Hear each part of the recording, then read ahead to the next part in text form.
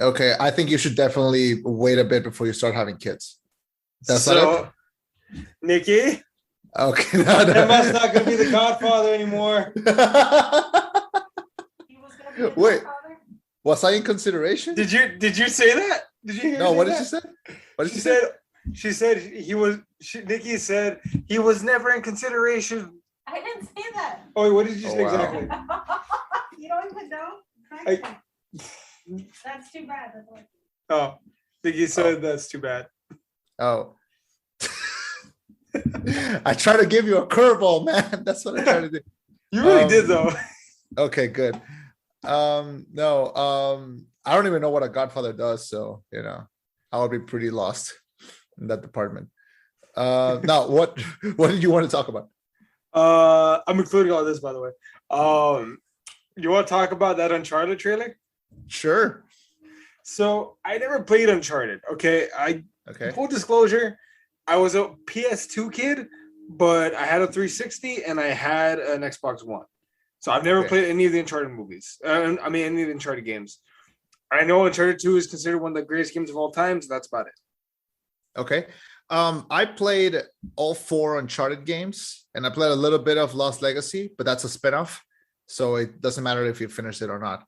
I played these games multiple times. I know the Uncharted games backwards and forwards, and I'm not gonna sit here and tell you that Uncharted is a jewel, that it's like a perfect story, that it's like incredible, that it's like you don't live if you haven't played it. No, it's not. It's fun. Uncharted games are just stupidly fun, like platformers, like adventure action games where like you climb a lot of stuff while you play as this main character that's very quippy and very fun, and it's the equivalent of a summer popcorn movie, just in video game form, and I love the hell out of them. So when they cast Tom Holland as Nathan Drake, I was like, okay, is it gonna be like he plays Nathan Drake when he's a kid and then someone else plays Drake? But no, it's just he's Nathan Drake, and Nathan Drake is a man. Like he's like pushing 40. Like he's a man. Like, no disrespect to Holland, he's a great actor, he's a great Spider-Man, but he does not look like they try. Hi doggy. Like they make him try to look like him because they dress him up and they make his hair kind of look like him and stuff, but he still looks like a child. And then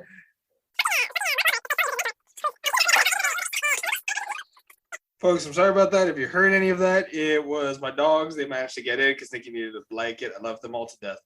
I'm sorry. So you were mentioning I was saying that one day I'm gonna be in a relationship and I'm gonna have pets, and I'm also gonna interrupt the show. You'll see one day. I'm sorry. No, Okay. okay. So the last thing you mentioned that I was able to hear you was that that Tom Holland was cast as Nathan Drake, and you were, and then go. He's Nathan Drake is a man. Like he's a man. Like he's 30 something, almost 40.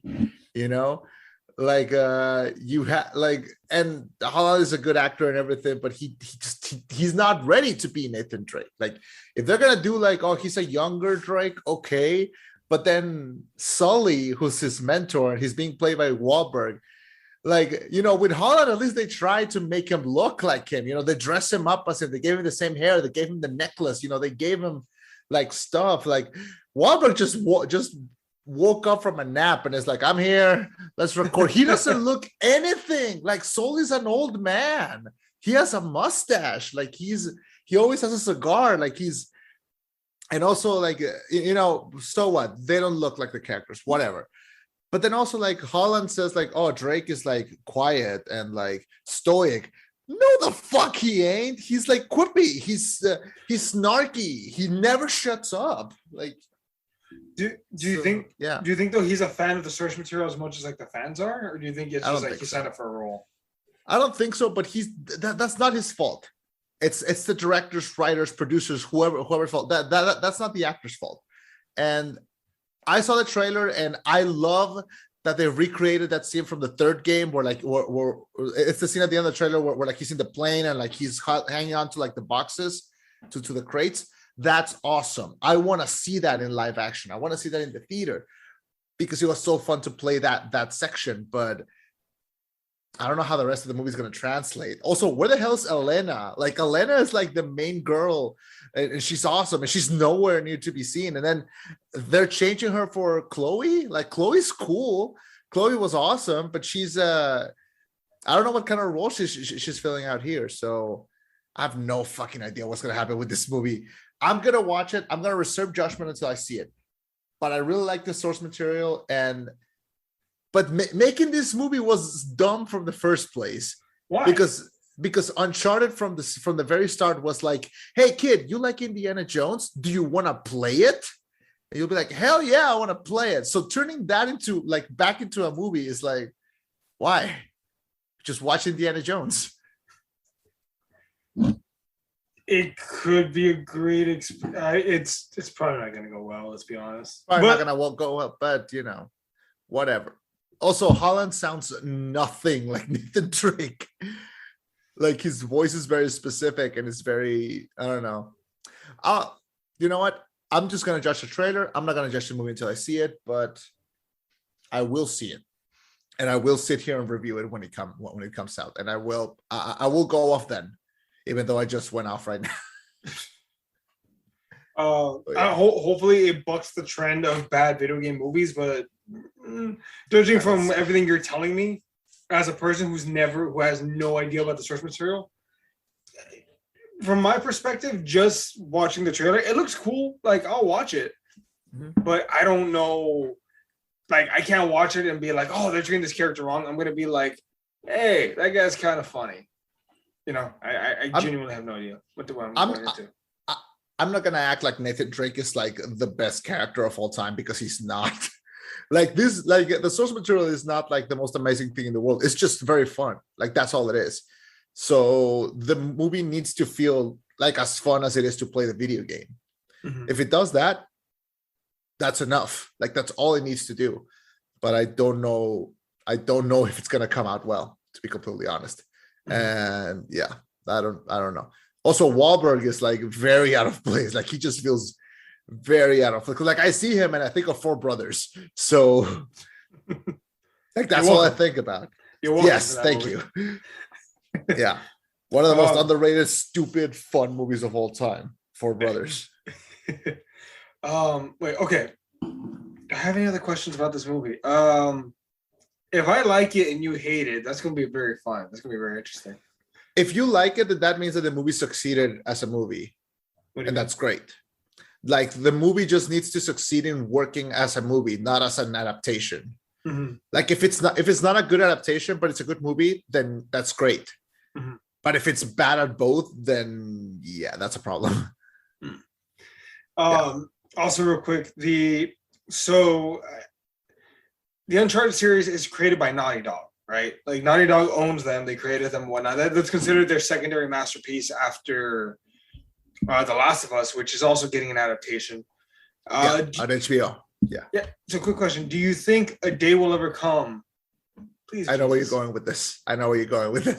Will a day ever come where we get a Jack and Daxter adaptation? Look. No, wait. Is Jack and Daxter created by Naughty Dog? Yeah. Oh, I thought it was. It was their first big hit trilogy. I thought it was Insomniac. No, Insomniac did Ratchet and Clank. No, never mind. Yeah. How dare you? How fucking dare you confuse Ratchet and Clank with Jack and Daxter? They're both owned by Sony, so like doesn't matter. No. Jack would beat the shit out of Jack and Daxter would beat the shit out of Ratchet and Clank. I mean, thinking about it, give me a second. Yeah, they would. Dark Jack would do wonders on screen.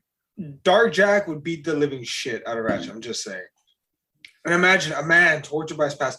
Jack 2 and 3 are war epics. Like I don't know why no one's made them into movies, or a fucking like a short TV series. Like you have 2 seasons: Jack 2, Jack 3. Jack 3 is a war epic, motherfucker. Jack 1 is like a crime drama / like resistance mini war movie. But Jack 3, fuck. Anyway, I mean, it's like the one thing that they haven't like brought back. Like I'm really concerned by that because like they try to bring they brought Crash Bandicoot back from the grave. They gave them like a sequel and a remaster of the original trilogy, which I own, and it looks fantastic. And yeah, I'm just waiting. I'm just waiting for that Jak and Daxter return because the fucking what's it called? The Jak X Combat Racing. What are the right behind Mario Kart as the most fun kart racing game I've ever played. Honestly, should bring that back. Look, I'm telling you right now, I have an Xbox One. If Sony were to announce, not like we're announced tomorrow that a year from now they were going to have a Jak 4 game, I would legit put money aside every month to buy a PS5 for that one game. I don't give a shit about God of War, about the Spider-Man exclusives. Not a single fuck was given on this day. Okay. Except for Jak and Daxter. Strong words. I mean, if you're willing to have me over, I'll bring mine and No, I need one of myself. All right, unless I can keep yours. No. Yeah, see, there you go. I need to buy one. No. You have the pets, you have the wife, you have the home. I have this, okay? This is mine. This is like the only thing I have. Okay? You got to be vaccinated first, okay? I have this. Hey, you know what else you have that I don't? What? Privacy. Don't you dare. What? Privacy. No, I do not. I live with my parents. Nikki, thank you for welcome. Hold up. Nikki, we need to buy Chema a lock for his door for Christmas. A lock. Normal door. Yes. Okay. Thank you. Do you want peanut butter? Crunchy. He said crunchy. She said fine. That woman knows me so well. Okay. So. And back to the podcast, ladies and gentlemen.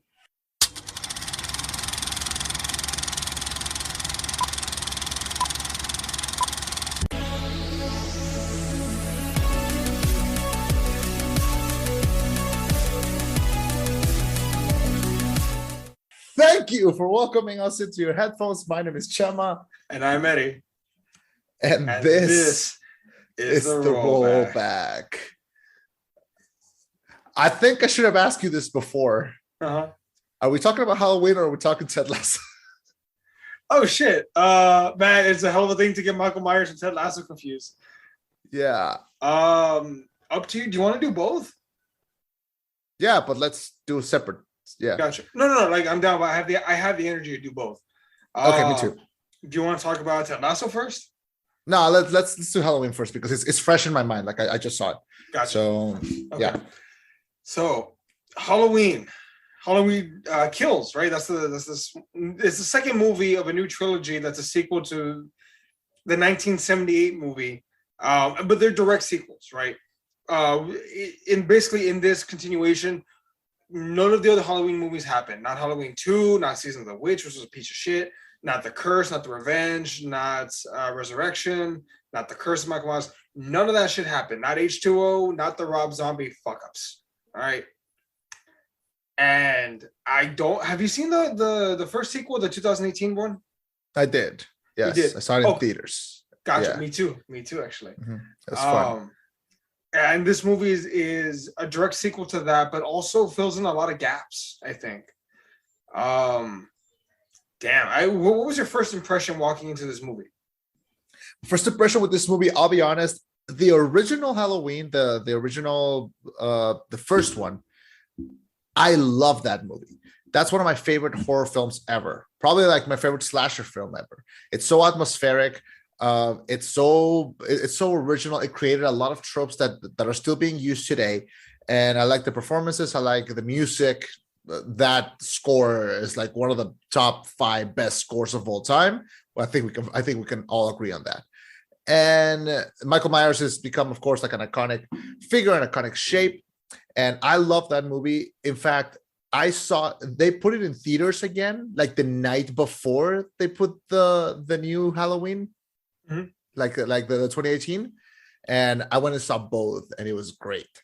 So when we walked into this one, into Halloween Kills, and it starts with a flashback scene to what's going to unite the end of the original film, where like Michael Myers disappears, and we get this story of these two cops, and that whole section was probably like my favorite part of this whole movie. And that whole section where like it's a flashback, and we see like the atmosphere of the 70s, and we see all these characters, and we see the story of the two cops, and we see how they catch Michael Myers at the end, and Dr. Loomis is there, and the actor passed away. And when I was watching that scene, I was like, are they like CGI? Like how is he there? Like, is it like a deleted scene from the original they never used, or how is he there? It's not CGI. It's just a guy that looks a lot like him, and then they use makeup and prosthetics, and they're like film grain, and it's awesome. Oh, and voiceovers. That's actually Donald Pleasant's voice. Yeah, and that whole section was great. And Thomas Mann plays the young cop who's still alive in the other one, and he's such a great. Yeah, and he's a great young actor. He was the main kid in Project X, and he was the main kid in Me, Earl, the Dying Girl. And he's been missing for a while. He's such a great young. He's one of those actors that like, no matter how old he gets, he's always gonna look like a kid, kind of like Michael Cera. And because of that, he's kind of gets stuck. So it's great to see him again. And when the movie starts, it starts well, and it starts reconnecting like with the last one. So the first section of the film and the whole like how they're continuing from the previous one, I loved it. I loved all that. We'll talk about the rest when we get there, but the movie makes a great first impression. What did you think about the other one, about the 2018 one? I loved it. I'm going to go into a bit of a backstory for a second here, folks. I'm going to go off the rails. I'm going to get a little personal with y'all. Congratulations.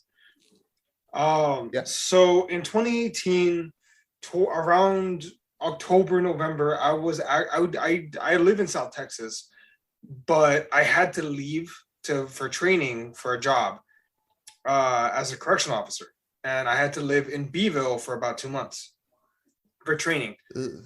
And first time away from family ever. Like, I was 25 years old at the time, never been away from home for an extended period at all.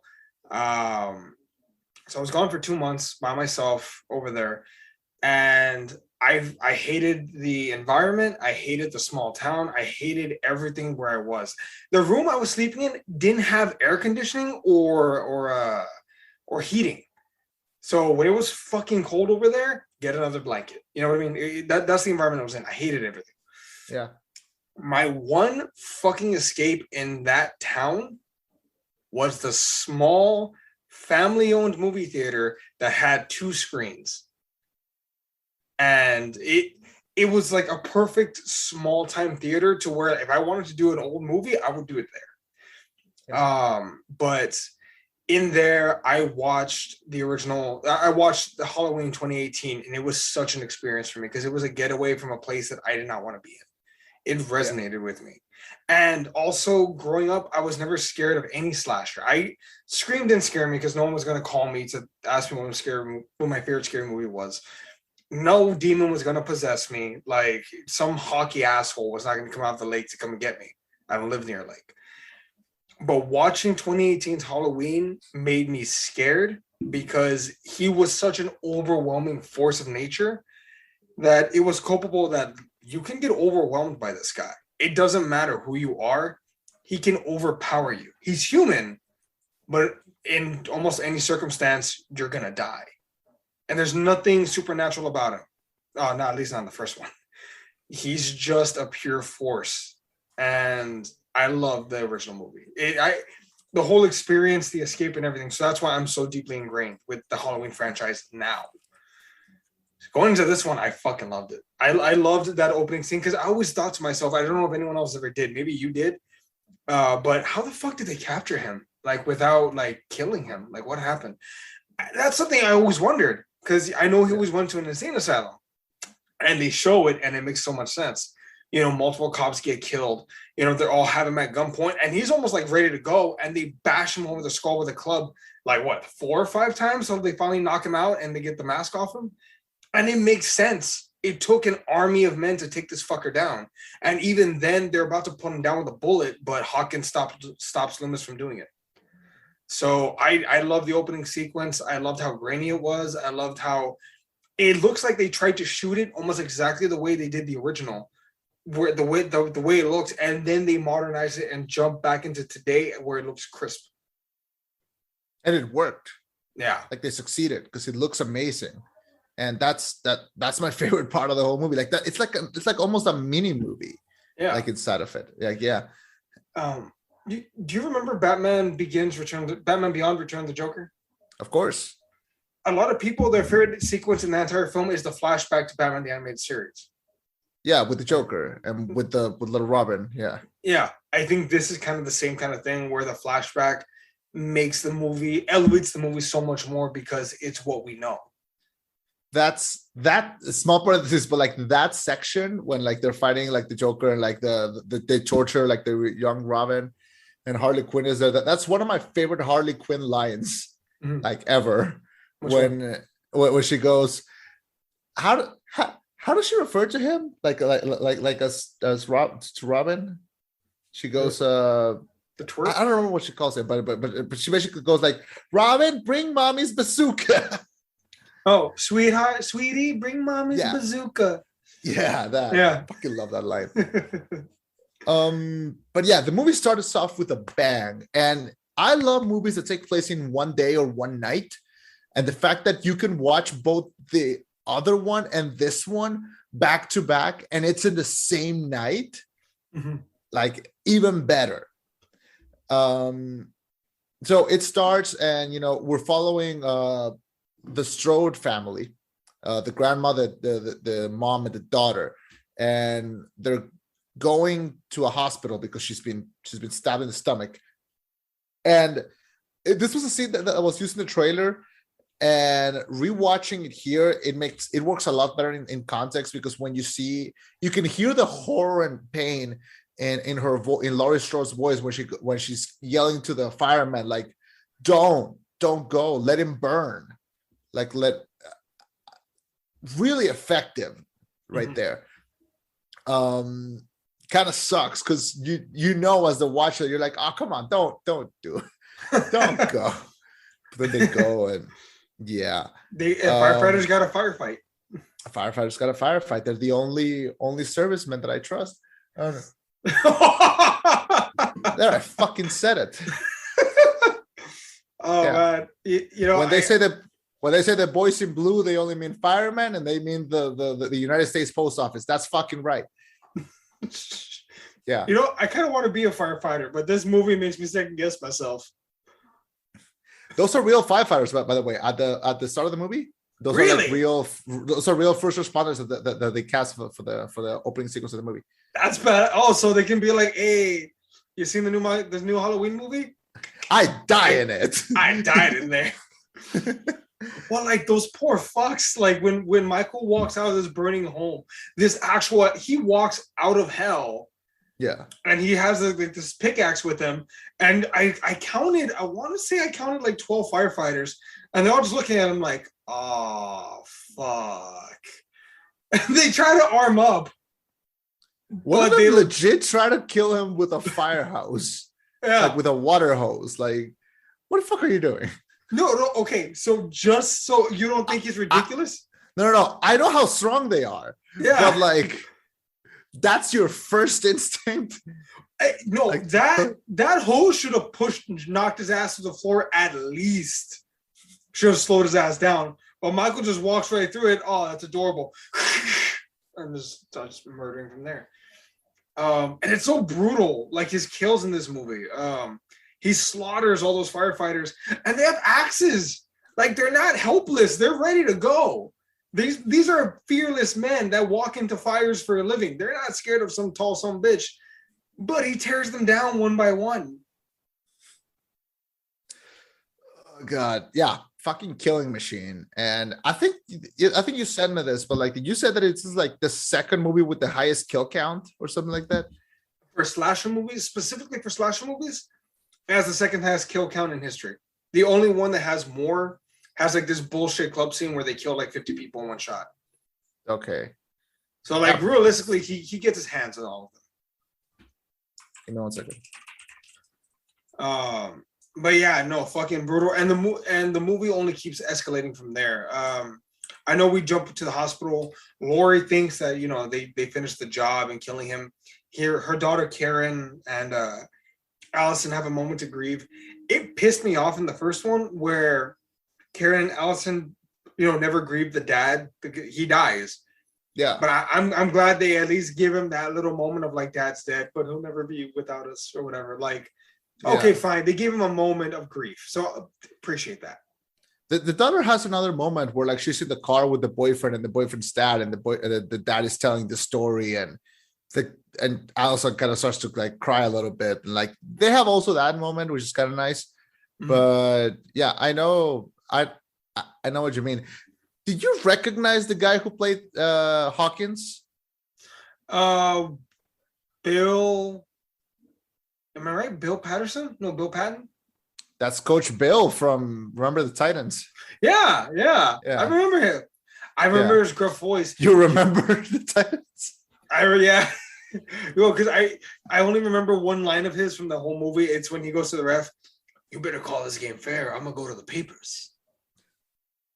And I was just, and for that like has impressed in my skull. So when I hear him talk, I'm like, "You're an honorable bastard." Go to the papers. You're an honorable bastard. You're an honorable coach.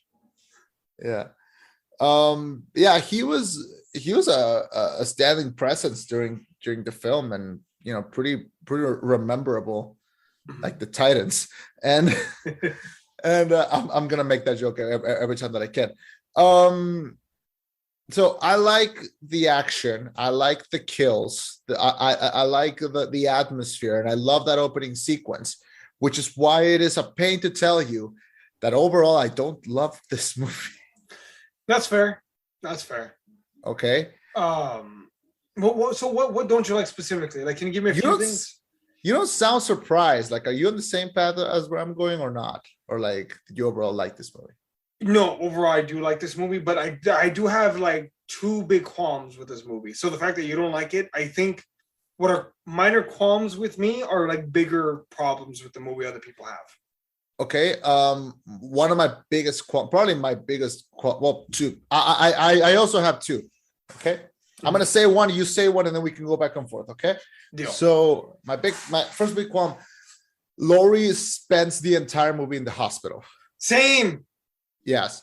So we saw the entire. So in the whole entire before the movie, the previous movie, she's Sarah Connoring up. She's got big fucking arms. She has all these guns. She planned all this. You know. She Jamie Lee Curtis has fantastic arms. It's from all the Activia that not the same fucking thing. Yeah, and so she spends the entire movie like building up to how fucking badass she is, and then she proves it at the end. And what? She gets stopped by like a stab in the stomach, and she spends the whole movie in the hospital. To be fair, she tried to go full adrenaline, and like she's like, no, can't do it. I have a hole in my stomach. Fuck. Yeah. Also, she's like in her 60s, isn't she? Activia, man. Hey, have you been stabbed? No, but I've had Activia and I felt wonderful. No, I'm pretty sure my poops are coming out better. We're on the verge of being in our prime. And like, if we got stabbed, that would stop us in our tracks. The fact that she got up not an hour after surgery and was like, let's go get this on, bitch. Testament to her. But like, I'm not surprised she got taken out. If this is what our prime feels like, then it fucking sucks. Right? No, our prime is technically like from the age of, oh, fuck. Shit, our prime is from the age of 28 to 33. And I'm about to turn 28.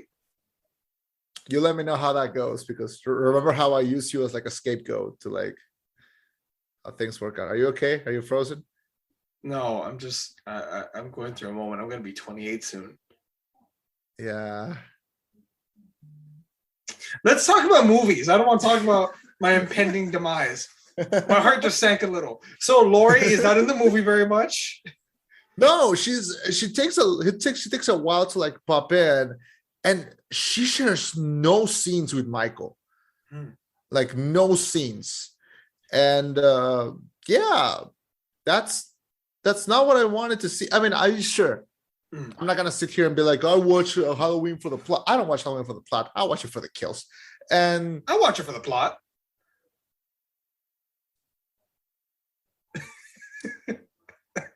I bet you also watch porn for the plot. So there's I also read Playboy for the articles.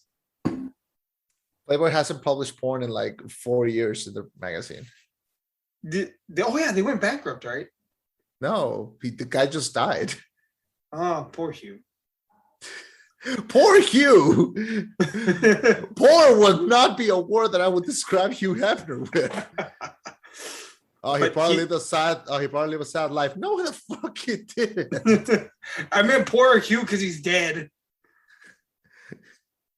Don't grieve for the dead. They can't do anything for you. So, anyway, point is, my second qualm with this movie is that it doesn't feel like a complete movie. It feels like a setup for a third one. It feels like a sandwich movie. It feels like a middle ground movie. It feels like the sort of special they put out to make the fans shut up for a bit while we wait for the next movie. It feels like the equivalent of an OVA in an anime. Like it doesn't feel like a coherent, complete product because it spends too much. It ended, and I was like, ooh, can't wait to see that. Can't wait, but I'm satisfied. I'm like, this is half of a movie. Like, where's the rest? This is like, you know how when Infinity War ended and Thanos like snapped and he won, and we were all like, oh shit, what's gonna happen? But we were satisfied with what happened. Yeah, like, we wanted more, but that was like a complete product. This is like the opposite of that, if you know what I mean. No, I get you. I understand. Yeah. I think I was able to suspend my disbelief a little more than other people. Maybe that's why I like this movie so much. Okay. Because I'm gonna jump all over for a sec. I agree with you. I hated that Laurie was decommissioned for like the first hour of the movie. And remember, this movie is only about an hour and 40 minutes long, so she's out of commission for the first hour or so. It's very much short, yeah. Well, very much reflecting of the original Halloween 2. In the first Halloween 2, Jamie Lee Curtis plays the first half, knocked the fuck out like in a bed. It's not until the second half that her and Michael go toe to toe. I like the fact though that they kept Michael and Laurie apart because they're gonna have a third round. I'd argue Michael won the first round. I'd say Laurie probably got the second because she got the better of him. But now they're setting up for round 3. That's going to be the big clash. By the way, fun fact, folks, this was my second most anticipated movie of the year. Really? After Godzilla vs. Kong. Oh, shit. Yep. And actually, I think a little more than No Time to Die, now that I think about it. What DC movies came out this year? The Snyder Cut. Oh, okay. So it's my third most anticipated movie of the year. And Wonder Woman came out last year. Yeah. Okay, so this is my Squad. It was Snyder Cut, Godzilla vs. Kong, Halloween Kills. Like more than the third Conjuring movie. I couldn't wait to see this one because I was so invested emotionally. But no, I don't hate the fact that more than Suicide Squad, really? Yeah, I wasn't like crazy up for James Gunn. Like I wasn't as I'm emotionally invested in the Halloween franchise now. Okay. I'm not as emotionally invested. Like I didn't watch Suicide Squad when I was going through kind of a depressed state in like another city away from my family. Like bear in mind, I've never been away from home before. So it really affected me. But I'm getting way off topic here. Sorry.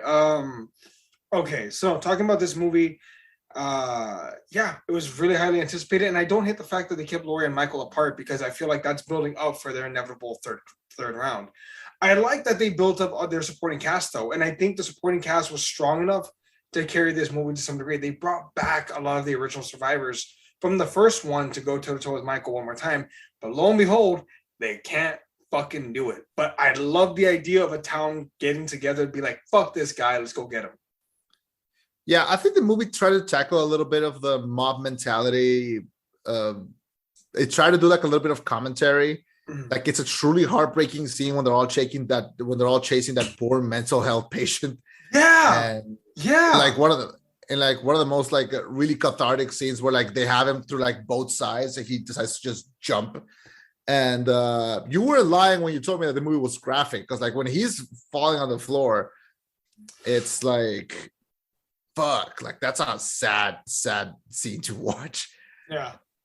And the guy who plays Tommy, big bald guy, who's leading the mob, that guy was the nerd in the Breakfast Club. So it's really fucking weird to see him in this. Who was the nerd in the Breakfast Club? Yeah. Did not recognize him at all. He was also the guy in remember in Dark Knight when like the Joker has like these videos where he's torturing like a police officer? Yeah. That's him too. Really? Yeah. Man, he beefed up after Heath Ledger had his way with him. Yeah, so I like how they try to do like a little bit of commentary on that. I don't watch this movies like again for the commentary. Like I just wanted to see like what was gonna happen, because I was invested by the end. I really want to know what happens next, and I feel like once that third movie comes out and you can watch all three of these or even four of these if you include the original one, I feel like it's gonna feel like a more cohesive product. Mm-hmm. Because right now this didn't fill me up. Mm-hmm. This feels like, I don't know, An appetizer? like how to explain it? Yeah, kind of like an appetizer, but like not a good one. Like, have you ever been to like a restaurant where they give you like a basket of bread and it's really good fucking bread? Mm-hmm. Imagine you were giving an apple. Like, I'll take it, but like I'm not happy with it. Yeah, like you just be like, I mean, thanks. Or let's say you're a kid and you go trick or treating, and instead of a big king size chocolate bar, you were given an apple. Like, or licorice. I've never had licorice in my entire life, so I don't know if it's good or not. Do not eat licorice.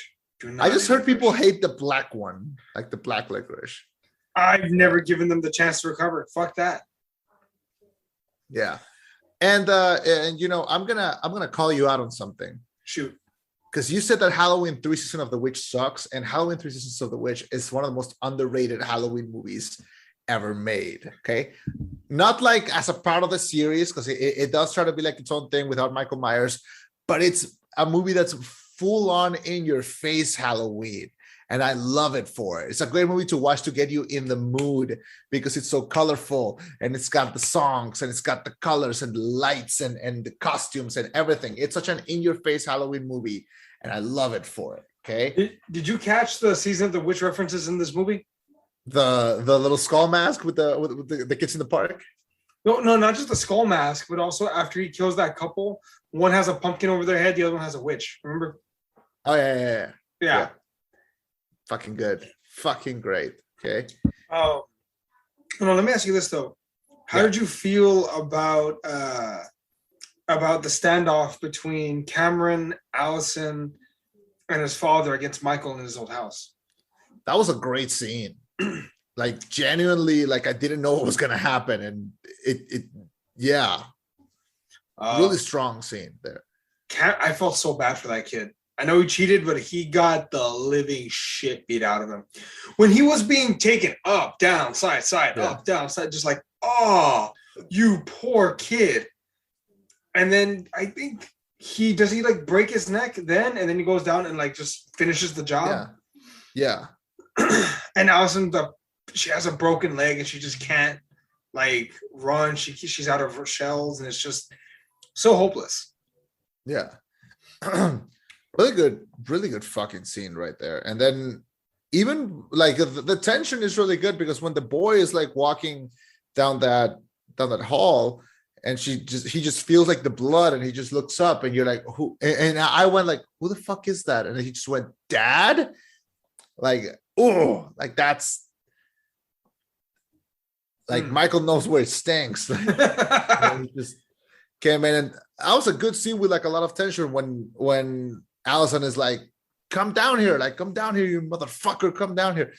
And he goes down, and you can hear her going like now, and then the mom comes in with like the pitchfork, and that's great. And then when she runs away and she's chasing after him, I thought that in that second, like Laurie was gonna come in like a car and like rear end him, you know? Me too. Yeah, and then for like a second, for like a good half a second, when he walks into that street and he picks up the mask and the whole mob is there from both sides, I thought, yes, okay, I want to see them kick his ass. I want to see that.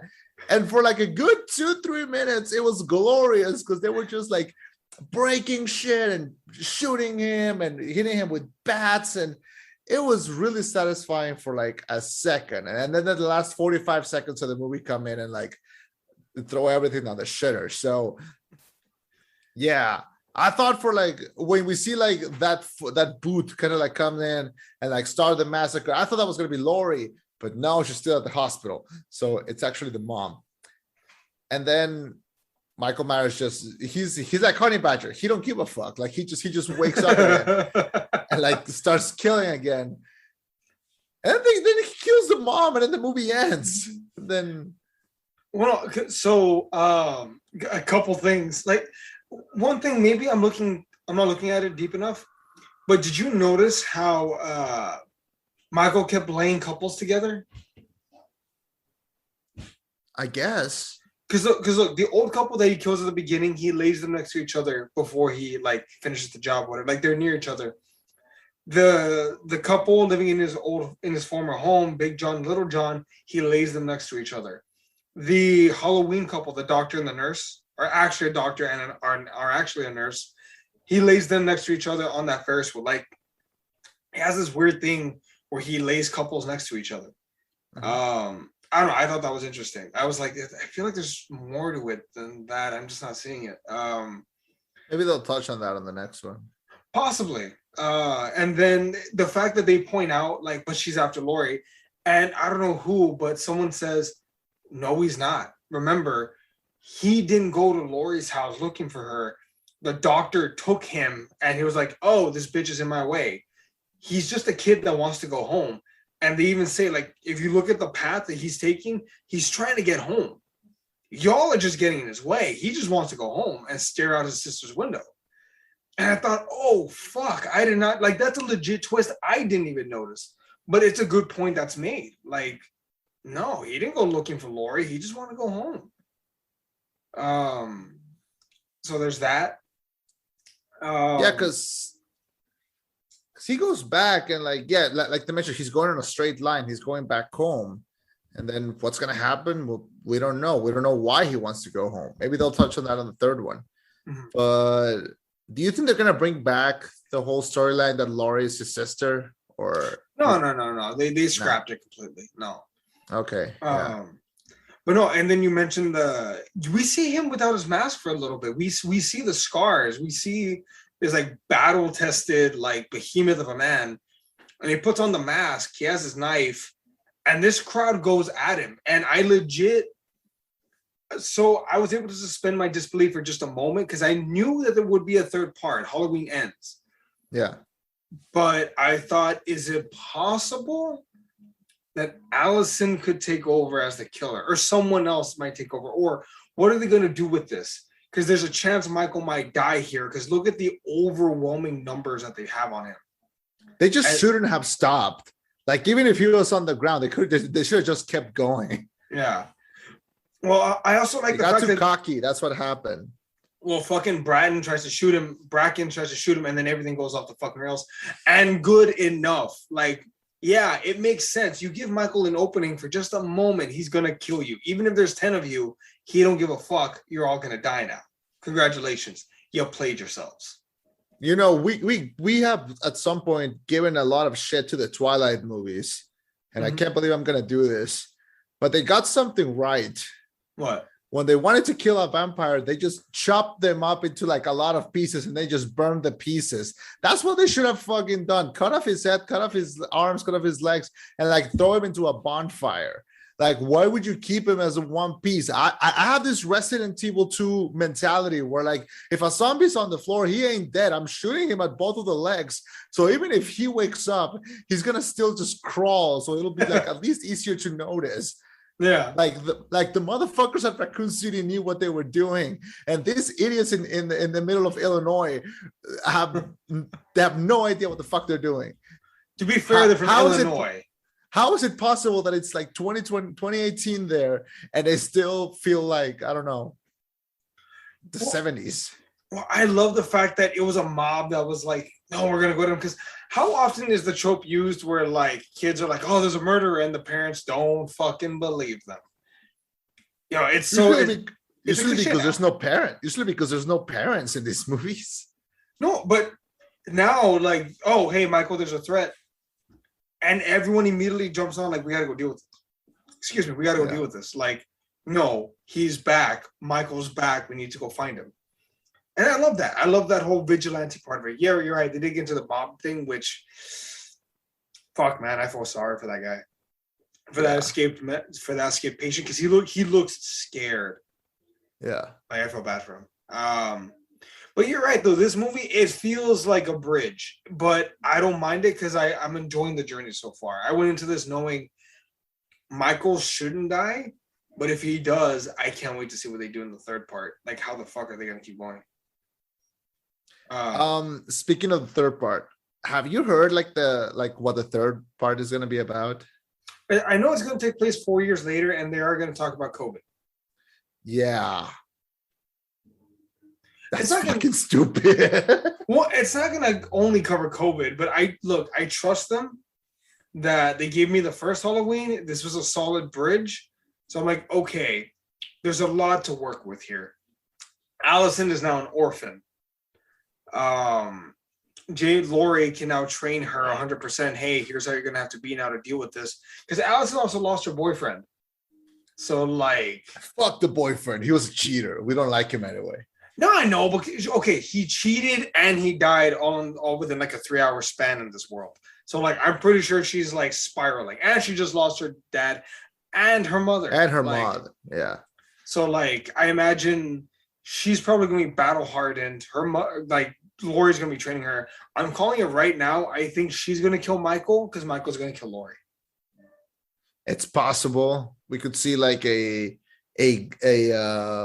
Glass-esque kind of ending, hopefully in a better way. I'll be totally honest, and this is a topic that might come up in like future reviews and future movies.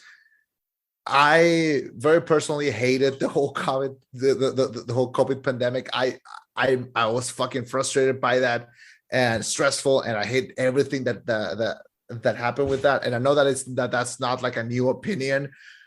But here is one. I don't want to see COVID-19 integrated into movies or TV shows. I don't want to see episodes of a show of how they deal with COVID. I don't want to see movies of like, oh, we're like a couple that fell in love, but then the COVID happened and now we couldn't meet, and then now we're finally seeing each other. I don't want to see that. I don't. I really fucking don't. I'm okay if we just ignore that. I don't want COVID to be a part of like the movie consciousness. Okay, it's gonna be fucking annoying me. So, and besides, Michael will not die of COVID because he wears a mask. So, at least he does that. So I don't know. I kind of. If they just mention like, oh man, it's been tough, like, first of all, Michael wouldn't have attacked because everyone would have stayed home. And that's like the first thing that everyone said, like, oh, just stay home. Don't leave your house. Like, there's a killer out there. And then now it's like, the first was to go, it's going to be most of the city because they look like a bunch of racist people. So, they're not going to, yeah, fuck you, Illinois, like wherever you are. So if we ever go on tour, we can't go to Illinois now. Just no, not this fictional city. So I guess it's okay. Sorry, Chicago. I don't know. No, Chicago's fine. It's just I mean, Chicago has to deal with their own stuff, you know. Ugh, Cubs fans. Anyway, but yeah, I mean, I'll see the third movie when it comes out, but I'm not gonna be a fan of like people integrating COVID into like movies, especially a movie like this that doesn't need it, you know. So I'll see how it comes out. This one, however, Halloween Kills, probably the second stupidest title that these movies have had since Halloween H2O. But so all these fucking hicks in Chicago that we're never gonna go visit. so has no one in this city ever heard of a rocket launcher? Rocket launcher? Molotov cocktail. Well, Something. what did she fucking say? Let him burn. Let him burn. Oh man, and I felt so bad for her because she was so confident. Like, we got him, we finally got him. As she's laying down after being stabbed, I don't know how many times. It was kind of sad because then she was talking with Hawkins and they kind of felt like they had a thing going and they were kind of rekindling it. And it was like, oh, cool. She can finally move on and like maybe like put herself first. And then no, she can't. I will give the movie this. At the end of the movie, the credits start and the original Halloween theme starts playing, and that's great. But then after the Halloween theme ends, Hunter's Moon by the band Ghost starts playing in the credits, and that's a fucking excellent way to end the movie. I'm gonna say that Ghost is one of the coolest bands out there. The fact they used a song by them at the end, dope as hell. Great choice. More movies need to do that. I'll be honest, man. I'm not familiar with that song. I didn't stick around for the credits. I'm not gonna lie. Okay, but you know Ghost? No. So Ghost are a band, and they're like a pop metal like heavy band. But the thing is that they all dress like satanic popes. Okay. Yeah, they're fucking awesome.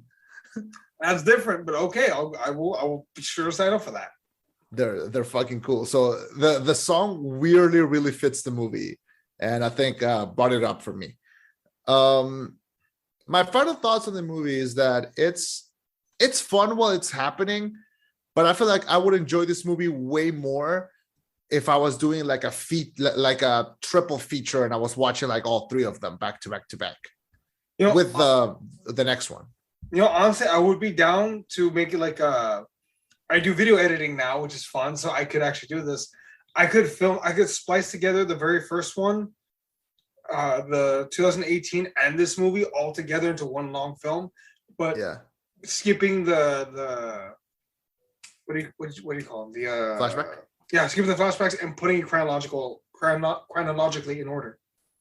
So basically, like the Godfather thing that like it's like super long and it flexes all together.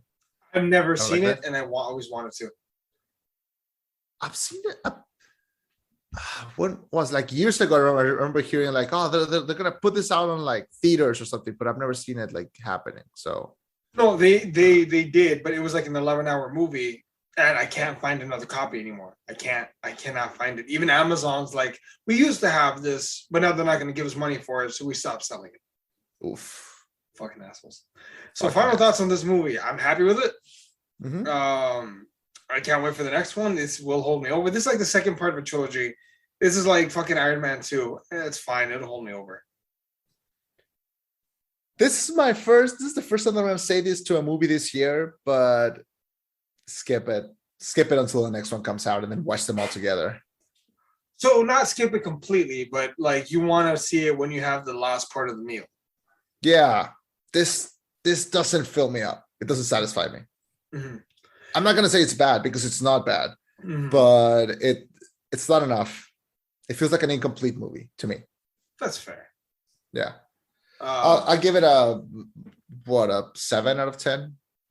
I actually give it I think like an A minus. Yeah, I think I give it an A minus. Okay. All right. B plus, cool. A minus. Yeah, around that. Yeah, you're generous. Yeah.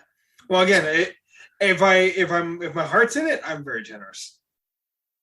Or if DC made it, then you're Too generous. Oh, actually, I shit on a DC movie today. Oh, really? Which one? Injustice, the animated movie. Is it based on the game? It tries to be based off the game. And folks, if you want to check out my review on Injustice, go to our YouTube channel. That's a YouTube exclusive. Thanks for joining us. If you'd like to hear more about our thoughts on movies, you can find us out on Spotify, YouTube, and iTunes, all under the Rollbacks Podcast. We also have an Instagram page where we're trying to post very often, let you know when we're putting up new stuff, and also every once in a while, maybe a fun post here and there. We're trying to be a little bit more active, and hopefully it's something that you enjoy.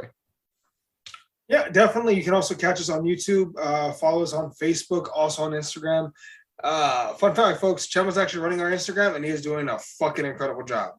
Thanks a lot. Everything he puts is hilarious. Let's see. Oh, also, a little peek behind the curtain, folks. We're actually set to have the best month we've ever had in the short, 18-month history of the rollback? Wow. Right? About 18 months? Yeah, we're about to have the best month we've ever had. So, cheers to you guys. This wouldn't be possible without all of our tens of loyal fans. Well, I've been Chema. And I've been Eddie. And this was the rollback. That's the rollback. Signing reminder. off with a reminder to keep wearing a mask. Most of us are vaccinated, but still, don't be like this mob who thought they won just because the thing that they wanted to kill looked dead. Keep going. Burn it. Let him burn. Thank you. So what I took from that is, if you're part of a mob and you're jumping someone, at least finish the job. I mean, if the person you're jumping is like a psycho killer, What if it's not? then probably not. Bye, everybody.